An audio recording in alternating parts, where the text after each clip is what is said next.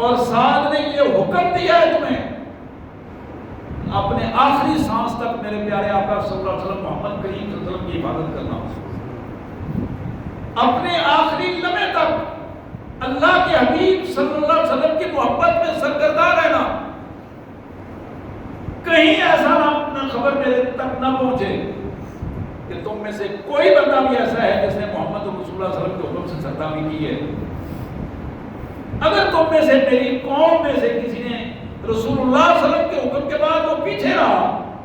تو خدا کی قسم کا اس کا گریبان ہوگا اور میرا ہاتھ ہوگا، میں اللہ کے دربار میں اس کو پیش کروں گا۔ یہی وہ کیفیت تھی کہ جناب سعد بھی اس دنیا سے رخصت ہوئے۔ تو یہ میں عرض کر رہا تھا، حضور نے فرمایا کہ 3 قسم کے بندے جنہیں ان کے ایمان کی حلاوت محسوس ہوگی، سرور آئے گا، اس میں پہلی قسم کے بندے وہ تھے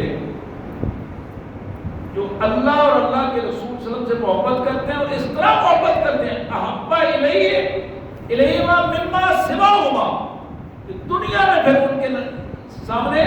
کوئی چیز بھی اللہ نہ اللہ کے مقابلے میں نہ اللہ کے رسول صلی اللہ علیہ وسلم کے مقابلے میں آنے والی، تمام کائنات میں بڑھ کر محبت کرتے ہیں۔ دوسری چیز اللہ کے رسول صلی اللہ علیہ وسلم نے فرمائی، ومن احب عبد لا يحبه الا اللہ۔ پہلی چیز تھی اللہ اور اللہ کے رسول سے محبت، دوسری چیز تھی کہ وہ بندہ جو اللہ اور اللہ کے رسول سے محبت میں معروف ہے، یہ بندہ اس سے بھی محبت کرتا ہے اس لیے کہ یہ میرے اللہ سے محبت کرتا ہے، اس سے محبت کرتا ہے اس لیے کہ اسے میرے پیارے آقا صلی اللہ علیہ وسلم سے محبت ہے، اس بندے کو بھی ایمان کا لطف محسوس ہوگا۔ اور یہ دعا مانگا کریں کہ یا اللہ مجھے اپنی محبت عطا فرما، اپنے پیارے حبیب کی محبت عطا فرما، اور ہمیں ان کی محبت عطا فرما جو آپ سے محبت کرتے ہیں۔ یہ دعا اللہ کے رسول صلی اللہ علیہ وسلم مانگا کرتے ہیں، ہماری بھی ذمہ داری بنتی ہے۔ حدیث میں بھی جہاں تک آتا ہے کہ رسول اللہ صلی اللہ علیہ وسلم بارش کے قطروں کو اپنے مبارک جسم پر لگاتے اور انہیں چومتے بارش کے پانی کو، یہ میرے مالک سے ابھی ہو کے آ رہے ہیں۔ سبزی آتی، فروٹ آتا تو اس کو لے کر بوسا دیتے۔ تو ایک صحابی نے عرض کیا یا حضرت، کہا تمہیں کیا معلوم کہ یہ سبزی کا پہلا دانہ جو آیا ہے یہ اللہ تعالیٰ سے ملاقات کر کے آیا ہے، مجھے اپنے مالک سے محبت ہے اس لیے مجھے اس سے بھی محبت ہے۔ تیسرا وہ فرد وَمَنْ يَكْرَهُ أَنْ يَعُودَ فِي الْكُفْرِ بعد، اللہ تبارک و تعالیٰ نے جس شخص کو جہنم کی آگ سے بچا کر کفر سے اسلام کی طرف لے آیا، اس نے توبہ کر دیا، اب وہ کفر کی طرف، نافرمانی کی طرف، بے حیائی کی طرف جانا اس طرح ہی سمجھتا ہے جس طرح اپنے آپ کو آگ میں ڈالنے والی بات۔ آج بھی کوئی فرد اگر عیسائی سے مسلمان ہوتا ہے، یہودی سے مسلمان ہوتا ہے، اس کی کیفیت الگ ہے، لیکن میرے بھائیوں آج بھی جو شخص سچی توبہ کر لیتا ہے مسلمان ہے، وہ بائی برتھ مسلمان ہے، گھر سے مسلمان ہے، لیکن ماحول اسلام والا نہیں ملا، تبدیلی آئی، تربیت ہوئی، اللہ نے توفیق دی، ماحول بدل گیا، بندہ نمازی بن گیا، اخلاق اچھے ہو گئے، دائرہ اسلام میں داخل ہوا، اس کے ہاتھ اور زبان سے کسی کو تکلیف نہیں ہوتی، اسلام کے دائرے میں داخل ہو کر اس نے پورے کے پورے طور پر اپنے آپ کو ظلم کے سامنے کھڑا کرنے کے لیے تیار کر دیا، اللہ اور اللہ کے رسول کی محبت میں۔ حضور صلی اللہ علیہ وسلم نے فرمایا کہ یہ وہ بندہ ہے جس کو اس کے ایمان کی حلاوت محسوس ہوگی، سرور آئے گا، اس کو سکون محسوس ہوگا۔ یہ بخاری اور مسلم کی حدیث تھی، تین افراد کا میں نے ذکر کیا ہے کہ میرے پیارے حبیب صلی اللہ علیہ وسلم نے فرمایا 3 بندے ایسے ہیں جنہیں ان کا ایمان لطف دے گا، سکون دے گا، سرور آئے گا، انہیں ہر چیز سے بڑھ کر ان کا ایمان ایسے جیسے آدمی ہوا میں ہوتا ہے، آدمی اپنے آپ کو معزز سمجھتا ہے، یہ وہ کیفیت ہے جو اس کا ایمان اسے عطا کرے گا۔ پہلا وہ شخص جو اللہ اور اللہ کے رسول صلی اللہ علیہ وسلم سے محبت کرتا ہے، دنیا سے بڑھ کر محبت کرتا ہے، اپنی ذات سے بڑھ کر محبت کرتا ہے، مال سے بڑھ کر محبت کرتا ہے۔ جہاں اللہ اور اللہ کے رسول کا نام آ جائے وہاں اس کو کے لیے کوئی دوسری چیز اس کے سامنے نہیں آتی۔ اور دوسرا وہ فرد جو اللہ اور اللہ کے رسول سے محبت کرتا ہے، یہ بندہ اس سے بھی محبت کرتا ہے۔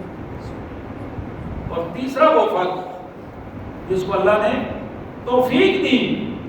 توبہ کی توفیق ملی، کفر سے اسلام کی طرف آ گیا، بدکاری سے نیکوکاری کی طرف آ گیا، جھوٹ سے سچ کی طرف آ گیا، اور اس نے اپنے آپ کو اسلام کے پورے دائرے میں داخل کر لیا، غیرت ایمانی اس کے اندر پیدا ہوئی۔ یہ بندہ واپس جانے کے لیے، برائی کی طرف جانے کے لیے بالکل ایسے سمجھتا ہے جیسے میں آگ میں گروں گا، اپنے آپ کو بچا کے رکھتا ہے۔ حضور صلی اللہ علیہ وسلم نے فرمایا کہ یہ بندہ بھی وہ ہے جسے اس کا ایمان لطف اور سرور محسوس کر پائے گا۔ میرے پیارے بھائیوں، باتیں یہ چھوٹی چھوٹی ہیں، لیکن جب ان کو محسوس کریں گے تو پھر ان کی قیمت کا اندازہ ہوگا۔ اللہ سے محبت کی بڑی قیمت ہے۔ وہ صحابہ کرام لاکھوں کی تعداد میں صرف اللہ کی محبت میں، اللہ کے دین کی محبت میں ایک دوسرے سے آگے بڑھ کر جانے قربان کرنے کے لیے تیار رہتے تھے، ایک دوسرے سے بڑھ کر مال کو دینے کے لیے تیار رہتے تھے۔ ہم تو سوچتے ہیں نا،